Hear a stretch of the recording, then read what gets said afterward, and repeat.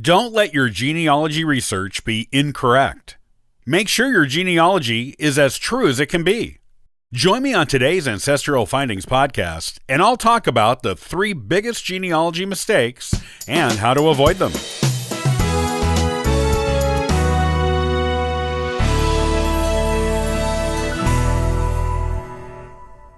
As a genealogist, you certainly want to be sure your research is accurate.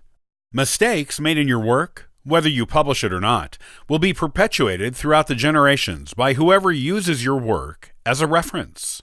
Not only that, but you want your work to be accurate for your own sake too. If you're doing genealogy, you want to know you're getting the true stories of your ancestors' lives. You also want to have confidence you are tracing the correct family lines.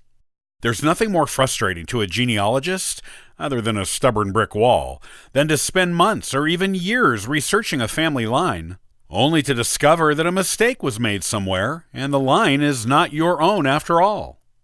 The good news is that genealogy mistakes can be avoided, and you can have the confidence you need to know your research is as accurate as it can be, based on the information you've discovered. These are the biggest genealogy research mistakes and how you can avoid them. Using other people's family trees without verifying them. In today's modern age of genealogy, you will find hundreds, if not thousands, of versions of most of your family lines already published online. Lots of other people do genealogy after all, and anyone can upload a family tree to any family tree website. You may occasionally come across a family line that no one else has researched, and you are the first one to work on it. If this is true, you have a much greater likelihood of knowing you are getting correct information. One of the biggest genealogy mistakes you can make is to use the work of someone else without verifying it first. You never know where they got their information or whether it is correct. If you do use any information you find on someone else's family tree, be sure to verify the information for yourself before adding it to your own tree. If there are no sources, find your own to verify what's there. If there are sources, look them up for yourself to make sure they have been interpreted and transcribed correctly.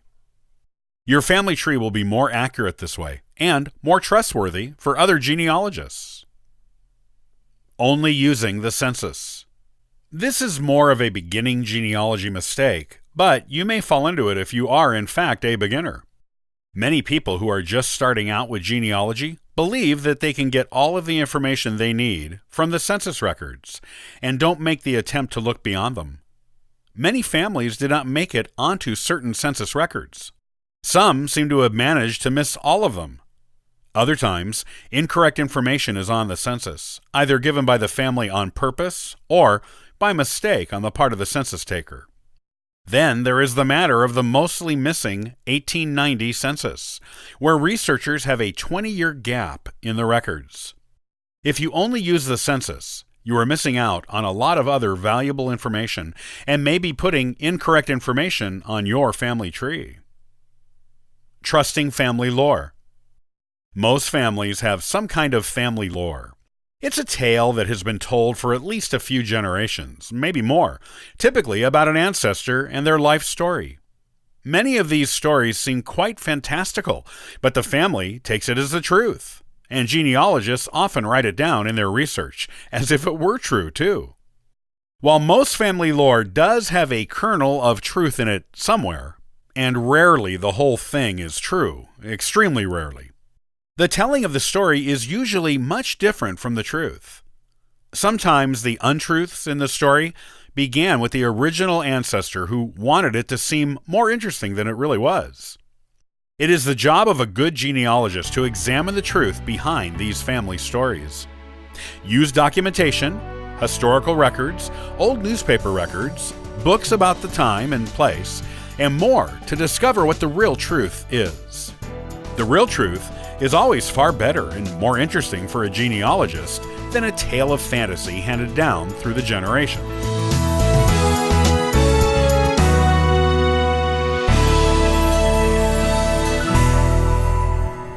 Is one of your genealogy lines giving you a hassle?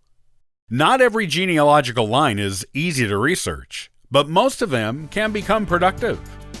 Join me on the next episode to learn more, shall you? I'll see you next time on the Ancestral Findings podcast. And for further info, you can visit us at ancestralfindings.com. Copyright by Ancestral Findings, all rights reserved.